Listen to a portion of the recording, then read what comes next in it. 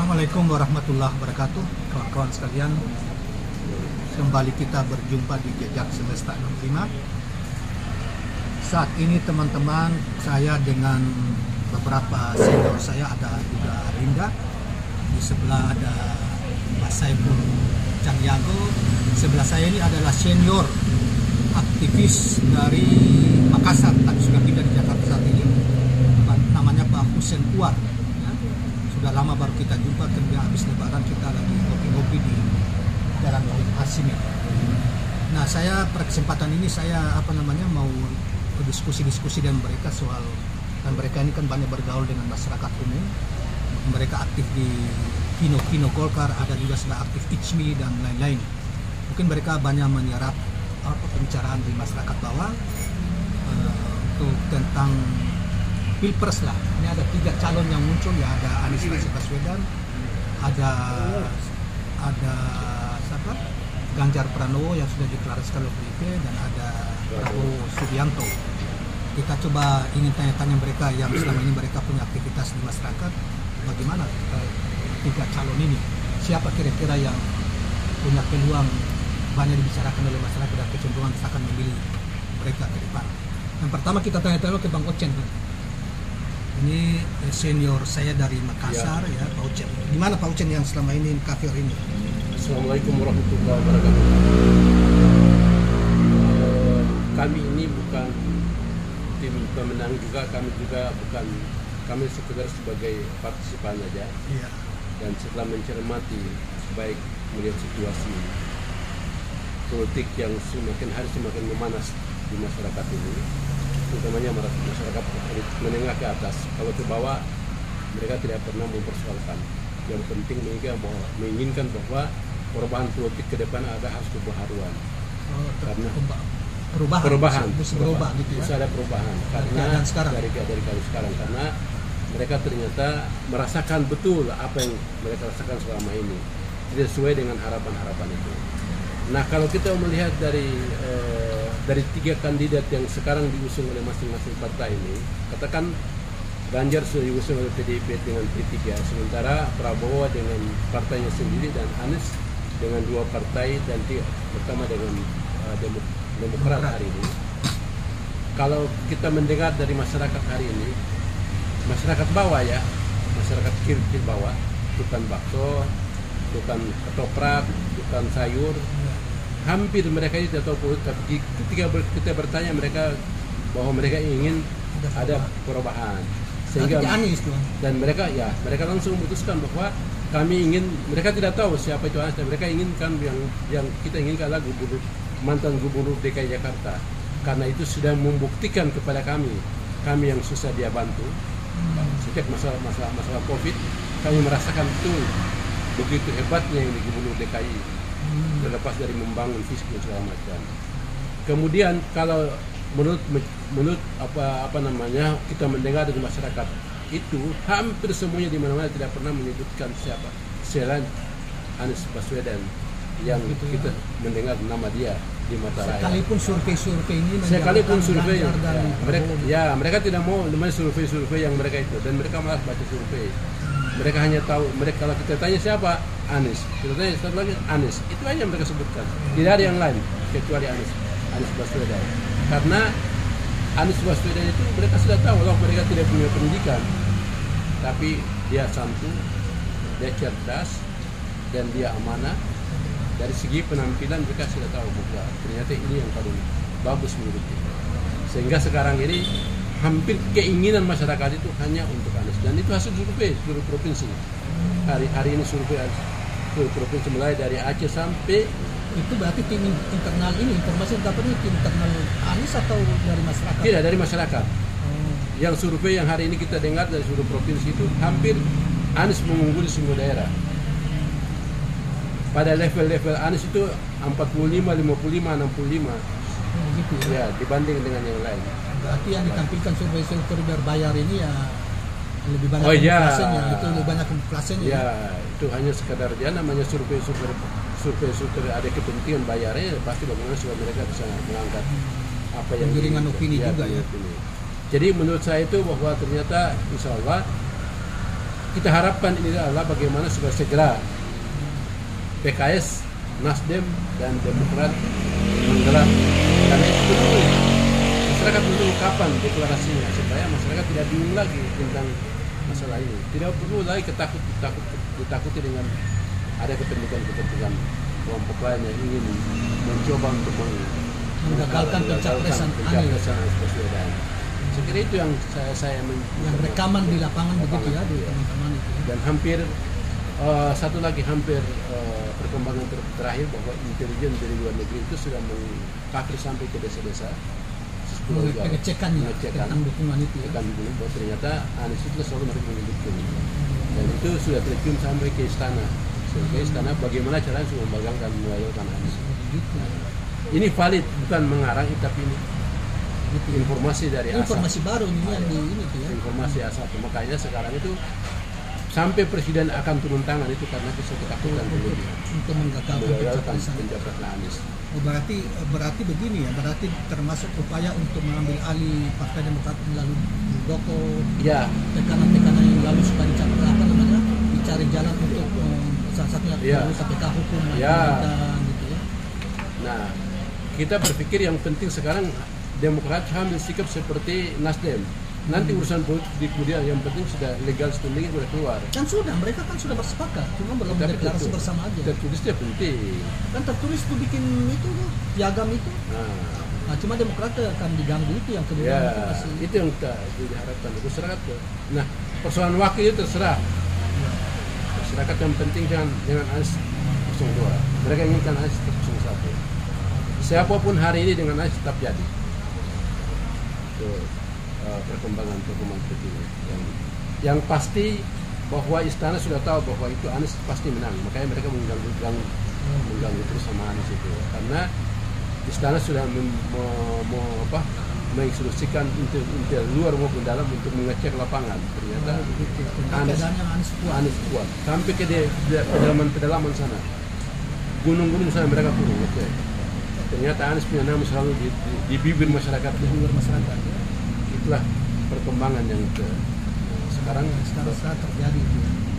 Kita hanya bisa mendoakan bagaimana. Iya, karena misalnya survei, misal tracking kemarin merilis survei Anies nomor 3, Prabowo nomor 1, Ganjar nomor 2. Tetapi di polling ya, termasuk polling terakhir yang itu satu di media sosial yang termasuk di Kumparan, itu justru dengan Erlangga Anies itu 64,55%, sementara Ganjar cuma 33,sekian% gitu. Itu hari ini ditutup itu 7 hari mereka lakukan polling Kumparan dan hasil seperti itu. Nah, kemudian kita bicara polling ILC yang waktu hari tanggal 21. Kalau orang dipercaya ILC daripada partai. Iya, dan itu puluhan ribu orang yang terlibat, 60-an ribu dan dia lebih profesional dan objektif. Dan susah untuk diatur karena itu masyarakat yang langsung ini. Kemudian kalau hari ini hasil dari 10 provinsi itu hampir Anies itu berada pada posisi 65, 55 di 10 provinsi apa 30? Mulai dari Aceh, Sumatera Utara, Jawa Timur 55, Jawa Tengah 56, kemudian Banten 70 sekian, Jawa Barat 69. Membuat pemerintah rejim itu ketakutan gitu sehingga mereka itu menulis sendiri. Ya. Hampir semua daerah yang Manado aja yang punya basis bukan ada punya basis itu 55. Ganjar tidak ada, Prabowo 40 sekian. Luar biasa. Jadi itulah perkembangan yang kita mencermati. Lantas kemarin ada teman yang telepon dikasih tahu bahwa udahlah pilpres yang akan datang itu antara Prabowo dan Anies yang menang ini. Dia bilang begitu. Bahkan masyarakat ini dengan anggota DPR RI loh. Masyarakat hari ini tidak usah kita tunggu pilpres, sudah bukan Anies sebagai presiden. Kan tidak mungkin ya kayak gitu. Harus melalui mekanismenya kan. Oh itu yang rekaman yang abang ini yang tahu ya, karena abang kan sering di masyarakat gitu ya, bergaul dengan masyarakat kecil, dengan teman-teman yang lain, banyak jaringan-jaringan yang ini ya, informasi yang cover seperti itu. Nah, kita berpindah dulu ke Ipul.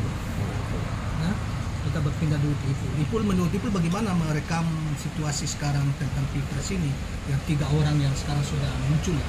walaupun Prabowo dan Caimin belum deklarasi, tetapi kita anggap Prabowo salah satu yang inilah, yang kandidat lah, capres yang akan datang. Ya, bismillahirrahmanirrahim. Assalamualaikum warahmatullahi wabarakatuh. Langsung aja. Nggak usah formal, ringan-ringan aja. Saya Saiful Caniago, Wakil Sekretaris Jenderal Depina Soksi. Oh, di Soksi ya? Tentunya kalau berdasarkan kapasitas saya sebagai Sekjen Soksi, tentu saya konsisten terhadap Ketua Umum Golkar Pak Erlangga Hartarto dalam apapun nanti posisi beliau dalam pencapresan Pilpres nanti. Kita kalau begitu kita arah Golkar terakhir ini gimana dia ini? Apakah dia dengan Prabowo atau gabung PDIP atau dia kemana? Ya, tapi begini Bang, itu dalam perspektif kapasitas saya, tapi dalam perspektif kapasitas saya sebagai masyarakat biasa, tentu saya melihatnya seperti yang tadi disampaikan oleh Abang bahwa muncul 3 nama sebagai bakal capres pada pemilu Pilpres 2024 nanti. Tentunya yang dominan ya, karena Erlangga juga kan oleh berapa bulan yang lalu, dari tahun lalu juga sudah diputuskan sebagai capres juga, diputuskan oleh di Kongres. Tentunya pertama Pak Anies Baswedan telah diputuskan oleh 3 partai politik sebagai calon presiden, dan kedua pun Pak Prabowo juga sudah diputuskan sebagai calon presiden oleh Gerindra dan PKB. Kemudian dari PDIP Ganjar Pranowo juga sudah ditetapkan sebagai calon presiden dari PDIP, dan lagi dengan dukungan P3 dan Hanura dan PAN. PAN belum. PAN belum ya? Oh ya, berarti tiga parpol. Sebelumnya kan dia sudah ungkap calon Ganjar Erick Thohir. Tentunya perspektif saya dalam kapasitas saya sebagai masyarakat biasa, saya melihatnya menurut pencermatan pengamatan saya di seluruh masyarakat Indonesia,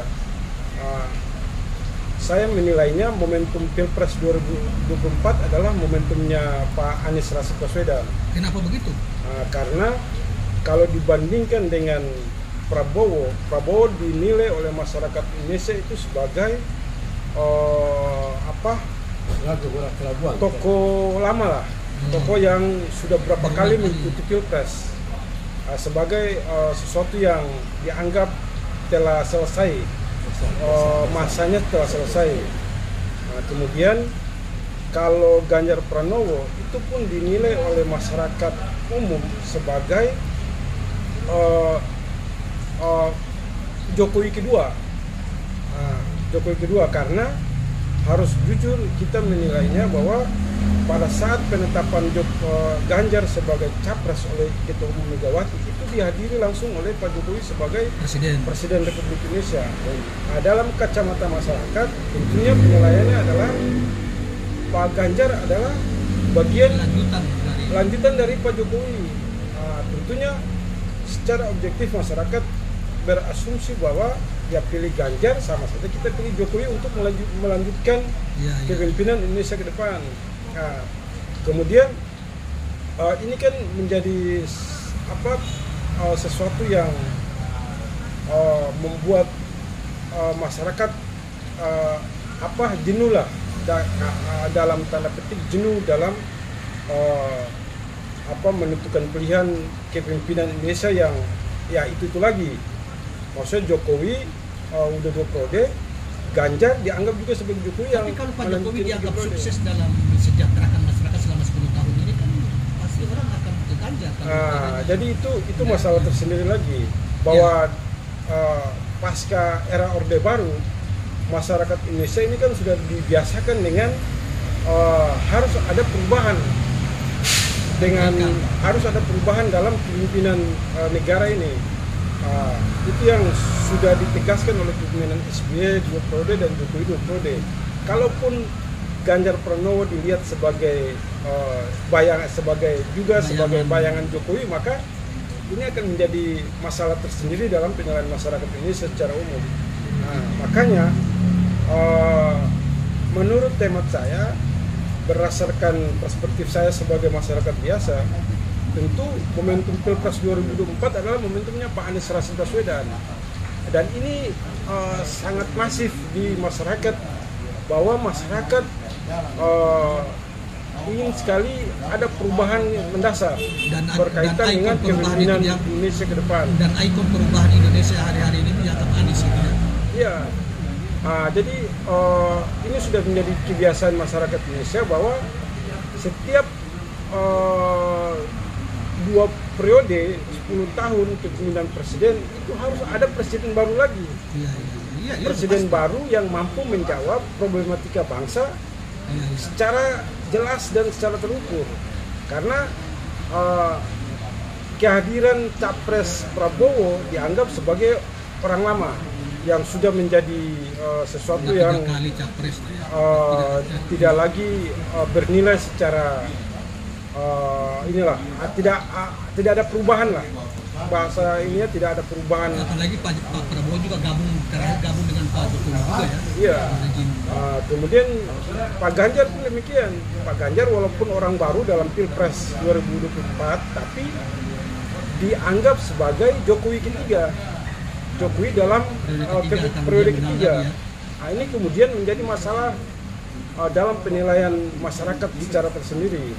Oleh karena itu, menurut pandangan saya, Pilpres 2024 kehadiran seorang Anies Rashid Baswedan memberikan harapan besar kepada seluruh rakyat Indonesia untuk kemudian bisa memastikan perubahan secara baik dan secara maksimal terhadap kepentingan kemaslahatan seluruh rakyat Indonesia. Baik, kita ambil ini. Jadi itu kan opininya Ipul ya, opininya Bang Ipul, bukan.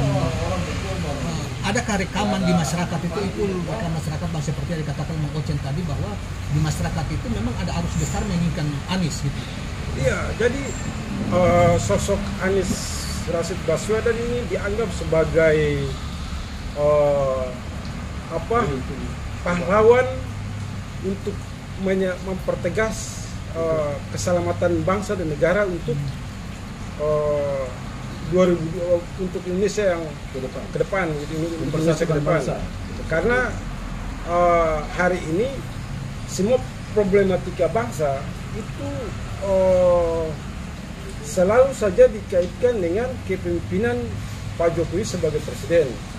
Selama 2 periode ini masyarakat selalu saja diperhadapkan pada kebingungan pembangunan yang hanya dikuasai oleh orang-orang tertentu saja di pemerintahan Indonesia hari ini, dan itu motornya adalah Pak Jokowi sebagai presiden. Kalaupun Ganjar didorong oleh juga notabene-nya oleh Megawati dan Pak Jokowi, maka Ganjar dianggap sebagai Jokowi ketiga.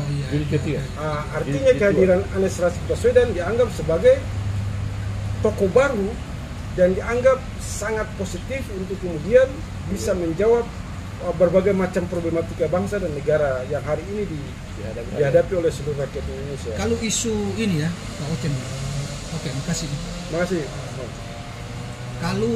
Kalau isu tentang Bang Ocen, isu tentang keadilan sosial yang menjadi jargon kampanye lah ya, pikiran-pikiran Anies, bahwa di masyarakat kita itu kan dari dulu, sejak dari zaman Orde Baru, bahkan di ini, bahwa hanya segelintir orang yang menguasai akses negara, sumber daya ekonomi ya, sehingga diperlukan Anies itu selalu membawa keadilan sosial yang harus ditampilkan di saatnya, sehingga rakyat semua disejahterakan.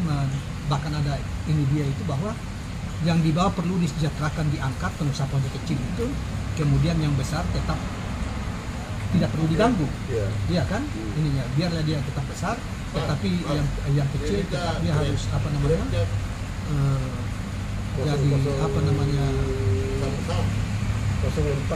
yang kecil menjadi besar gitu ya. Oke. Jadi kita coba dengarkan, kita dengarkan penjelasan dari Bang Ocen dulu sedikit tambahan. Ya, untuk melihat kondisi masyarakat selama ini, bahwa selalu jargon yang mereka Anies selalu menyampaikan kepada publik adalah keadilan sosial, keadilan ekonomi yang akan dijadikan sebagai titik sentral untuk perubahan kalau Indonesia. Dia menjadi presiden. Kalau dia jadi presiden. Dan kenapa sampai kita menginginkan Anies Baswedan sebagai calon presiden untuk melakukan perubahan dan menata kembali bangsa ini, karena sudah jelas dia buktikan di DKI Jakarta. Kemudian apa yang disampaikan itu bukan sekedar dia asmun, sekedar dia ngomong, tapi dia punya konsep. Ya, tapi dia akan mewujudkan dengan strategi dia, dengan inovasi dia dan kreativitas. Apalagi dia punya background adalah dokter di bidang ekonomi. Jadi dia tahu bagaimana mengelola negara dengan sistem keadilan sosial itu dan kesejahteraan itu. Kemudian ada satu yang saya selalu mencatat itu tentang Anies, di mana-mana dia menyebutkan bahwa nanti ke depan Indonesia ini kita akan mengangkat ekonomi kecil menjadi akan kita angkat dia untuk sejajar, dan yang menengah kita angkat untuk bisa naik lagi, dan yang besar tetap kita pertahankan. Tetapi kecenderungan calon presiden kita adalah dia mau melihat dari angka yang kecil menjadi yang naik, dan yang menengah akan menjadi besar, supaya pemerataan yang ada. Dan kenapa dia ngomong begitu? Pasti dia punya konsepnya ada. Dan saya sempat mendengar bahwa nanti ke depan itu bahwa masyarakat yang punya background usaha, maka dia akan memperhatikan itu dengan kemungkinan, ini menurut prediksi saya, asumsi saya, bahwa kemungkinan nanti polanya adalah masyarakat yang mendapatkan bantuan usaha itu akan dibebankan dengan jaminan segala macam. Kemungkinan begitu, dan pola dia tahu. Tapi itu yang kita harapkan. Artinya kalau dia berikan itu, tinggal bagaimana manajemen dan pengawasannya, sehingga masyarakat itu perlu juga selain diberikan juga pembiayaan usaha kecil, juga diberikan pelatihan edukasinya, supaya bagaimana kemudian dikontrol oleh pihak bank, sehingga itu sebagai jaminan. Dan kalau itu dilakukan, maka itulah sebuah kesejahteraan, itulah yang akan menciptakan kesejahteraan, dan itu akan, insya Allah bangsa ini akan jadi bangsa besar. Nah, kalau dia betul-betul melakukan itu, maka dia bukan hanya di istana, dia harus turun ke bawah. Dari seluruh bupati dan gubernur harus dia panggil, mengecek potensi apa yang ada di situ. Kemudian gunakanlah perbankan daerah untuk bagaimana jangan sampai pengelolaan keuangan daerah itu hanya berputar pada segelintir bangsa-bangsa lain yang datang ingin mengacaukan itu. Hanya bangsa pribumi juga karena masa bodoh akhirnya tidak lagi diberi kesempatan. Padahal jujur kalau kita lihat, mereka punya peluang untuk melakukan usaha itu, tapi peluang untuk mendapatkan itu susah karena selain birokrasi tidak ada peluang dan sebagainya. Nah, ini kita harapkan bagaimana Anies ke depan, jangan hanya ngomong pemerataan, keadilan, tapi bagaimana dia membuktikan dengan konsep yang kita harapkan gitu. Dan itu dia sudah buktikan. Dia sudah buktikan. Dan kita harapkan potensi-potensi daerah itu harus diberikan kesempatan kepada masyarakat putra daerah. Ya. Juga supaya apa? Supaya perputaran keuangan itu jangan lagi lari ke pusat, tapi bagaimana dia beredar di daerah itu sehingga daerah juga bisa hidup. Itu kan harapan kita ya, kita. Tetapi ini terakhir ini, segmen terakhir ini, mungkin nanti juga ada Ipul ini ke sana. Tetapi kan gagasan yang bagus dan bukti bahwa dia punya rekor yang bagus ketika memimpin DKI, ya. Yang dukungan masyarakat juga luas. Tetapi kan ada fenomena ini, rejim ini berupaya untuk menggagalkan pencapresan dia dengan misalnya mencoba untuk diambil alih Demokrat misalnya, KPK dan sebagainya. Kira-kira menurut Bang Ipul maupun Bang Ocen ini punya peluang bisa lolos nggak? Kalau secara ketentuan Anies sudah memenuhi persyaratan. Iya, tetapi kalau Demokrat misalnya diambil alih di PK ini, kemudian PK memenangkan Muldoko, gimana? Itulah kalau kita melihat bahwa ketidakjujuran dalam, artinya ini kalau kita mau melihat secara de facto dan de jure, kenyataan bahwa sebenarnya ini Muldoko itu, kalau menurut saya dengar dari teman-teman dari Demokrat, bahwa Muldoko itu sebenarnya tidak punya KTA dan segala macam. Bagaimana dia megang? Makanya ada kecenderungan masyarakat sekarang, kenapa sih Anies Urban karena cepat dikeluarkan, padahal dia punya nanti tahun depan baru keluarkan. Nah, dia tahun ini memang keluar. Kenapa cepat dikeluarkan? Tidak ada apa-apa ini. Karena dia mau mengacaukan ini. Masa si Anas dia mau ini? Ya. Mungkin juga itu kan perkiraan aja. Cuma saya sarankan kepada Anas, kita sama-sama alumni, jangan sampai kita sama-sama satu gerbong, saling juga bagaimana menghambat gerbong ini. Itu kita harapkan. Udahlah, bagaimana supaya kita ini bisa berjalan. Ini jangan melihat partai, jangan melihat. Nggak usah dulu ke tapi Anas, melihat bangsa ini, Iya. melihat rakyat ini yang sudah luar biasa. Jangankan rakyat, kita aja sekarang susah bayangkan itu. Iya. Padahal kita ini sudah harus diberikan kita gaji. Bagaimana seorang presiden mengumpulkan orang-orang yang punya kapasitas di luar, tapi bagaimana memberikan usulan-usulan supaya dia bisa bekerja, minimal adik-adik kader juga kita bisa Jadi berdayakan. yakin bahwa insya Allah Demokrat ini tidak ini ya. Insya Allah. Tetap hakim akan tetap menang, karena sudah 16 kali digugat tetapi menang juga, menang terus kan. Menang. Cuma DP kamu diyakini bahwa sekarang ini Demokrat kan tetap di tangan AHY. Gitu. Oh, tetap di tangan AHY dan kekuasaan di tangan SBY. Oh, gitu ya. Bagaimanapun gagasan Demokrat itu bukan Muldoko, mereka itu hanya sebagai gerbong pendatang. SBY mengajak mereka untuk sama-sama membesarkan ini, tapi kemudian mereka mengkhianati SBY. Gagasan jadi partai itu adalah SBY. Itu kan dari kita ya. Kita Ipul bagaimana soal yakin bahwa pertanyaannya ini saja Ipul. Ya, jadi sederhananya begini, kan Bang Anies Baswedan itu kan sudah ditetapkan sebagai calon presiden oleh 3 partai politik. Artinya secara kapasitas Bang Anies ini sudah menjadi leader Indonesia, pucuk pimpinan Indonesia, walaupun hanya sebatas calon. Indonesia dalam dan luar negeri. Iya. Artinya kemudian kalaupun ada gangguan eksekusi lah, masalah ini kan diganggu secara hukum maupun kalau diganggu secara politik ya wajar, tapi kalau diganggu secara hukum, makanya pertanyaannya ini menurut saya berlebihan.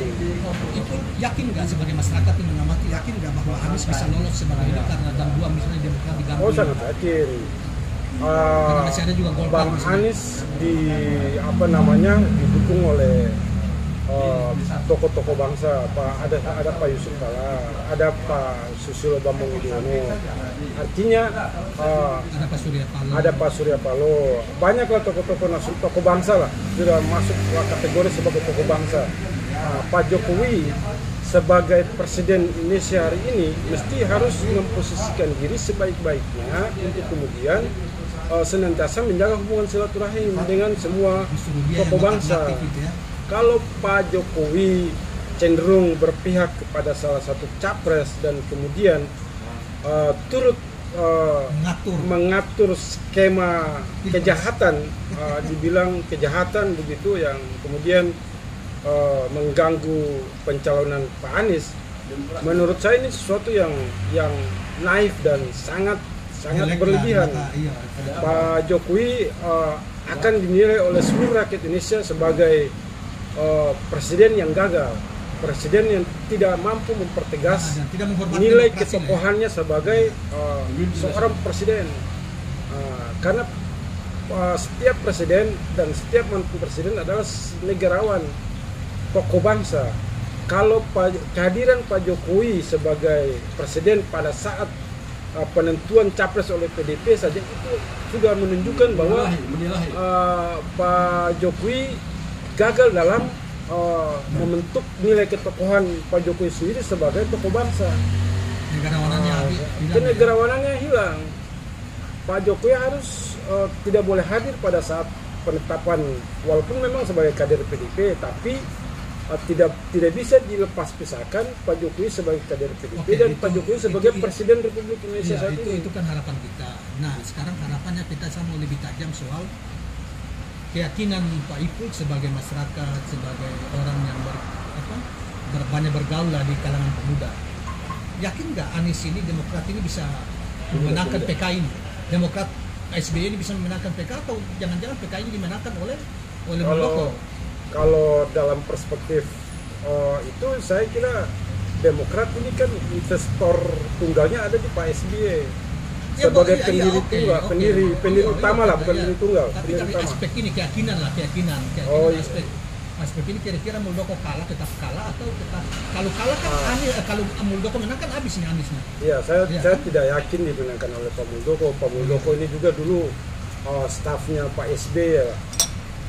Kemudian Pak Jokowi juga bagian dari orang yang juga didukung oleh Pak SBY. Pak SBY ini kan mantan presiden, pernah memimpin Indonesia selama 10 tahun, 2 periode artinya. Kenyataannya Pak Muldoko ajukan PK kan tidak mungkin Pak Jokowi tidak tahu. Kalau menurut Denny Indrayana kan memang itu sebetulnya kalau menurut Profesor Denny Indrayana itu kan sebetulnya bukan Pak Muldoko yang mau rampas ini Demokrat, tetapi Pak Jokowi sesungguhnya menggunakan kampanye Pak Muldoko. Kalau dugaan itu mengarah ke Pak Jokowi, maka ya Pak Jokowi kehilangan ketokohan sebagai seorang presiden, dan ini harus Itu kan cara berpikir kita. harus Cara berpikir mereka kan lain yang penting Anies dipertanyakan yang lolos. kepada Pak Presiden Pak Jokowi. Ini dia terlibat di penentuan. Apalagi Pak SBY juga sebagai mantan presiden. Ya, itu yang banyak orang periode. sesalkan gitu. Nah, Mudah-mudahan ini aja. kemudian harus disadari oleh Pak Jokowi sebagai presiden Indonesia saat ini terhadap hubungan silaturahimnya dengan Pak SBY sebagai Mantan juga mantan presiden Republik Indonesia 2 periode. Oke, itu kita sudah dapat clue-nya.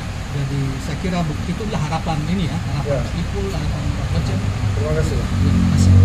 Nah, demikianlah kawan-kawan sekalian pandangan dari satu senior saya ini Bang Hussein War, dan kemudian ada Pak Saiful sebagai anak muda yang banyak bergaul dengan masyarakat. Mereka ini juga banyak ke akar rumput masyarakat dan mencoba merekam tentang gerak harapan masyarakat untuk 3 capres yang kita sebut tadi, yaitu yang pertama Pak Anies Rashid Baswedan, yang kedua Pak Ganjar, dan yang ketiga Pak Prabowo. Dan bisa saja ada yang muncul, tapi sisa Golkar, artinya kalau kita asumsikan bahwa nanti PAN juga ke PDIP, Golkar karena sudah P3 ketemu Pak SBY barusan. Golkar kan tadi juga pertemuan. Sementara kemarin juga ada pertemuan antara Prabowo dengan Caimin gitu ya. Diduga bahwa Prabowo berpasangan yang paling Caimin. Sementara Golkar sendiri belum tahu. Tadi ada pertemuan dengan PSB, hasilnya juga kita belum tahu. Nah, kalau misalnya Golkar mengambil langkah cepat untuk kemudian bergabung dan partai yang tiga partai Demokrat, PKS dan Nasdem itu sudah sebelumnya telah mendeklarasikan Anies Rashid Baswedan, kemudian Golkar diajak dan Golkar juga bersama memutuskan pada akhirnya bersama dengan Anies sisa konfigurasi siapa cawapresnya, maka sesungguhnya ketakutan bahwa kemungkinan Anies gagal capres karena masih ada gangguan di Partai Demokrat dengan PK Muldoko itu bisa terbantahkan, karena kalau Golkar sudah bergabung berarti kan jauh melampaui presiden threshold yang dimiliki oleh koalisi Indonesia Perubahan. Nah, teman-teman sekalian, itulah yang kita coba untuk diskusi tadi dengan 2 kawan tadi, dan demikianlah pandangan mereka, baik itu di tingkat mereka tingkat dukungan masyarakat terhadap Anies Rashid Baswedan, maupun kemudian mereka juga menaruh harapan supaya gangguan terhadap Partai Demokrat ini mereka yakin juga bahwa tidak akan berhasil gitu, dan menyarankan Pak Prabowo, Presiden Pak Jokowi supaya di akhir masa jabatan ini menampilkan perilaku sebagai negarawanan yang sungguh-sungguh, sehingga tidak terkesan di masyarakat bahwa Pak Jokowi menjadi tim sukses bagi salah satu capres, bahkan berupaya untuk menjegal Anies Rashid Baswedan untuk maju ke Pilpres 2024 yang akan datang. Demikian kawan-kawan sekalian, mudah-mudahan bermanfaat, dan jangan lupa subscribe, like, dan share channel ini. Assalamualaikum warahmatullahi wabarakatuh.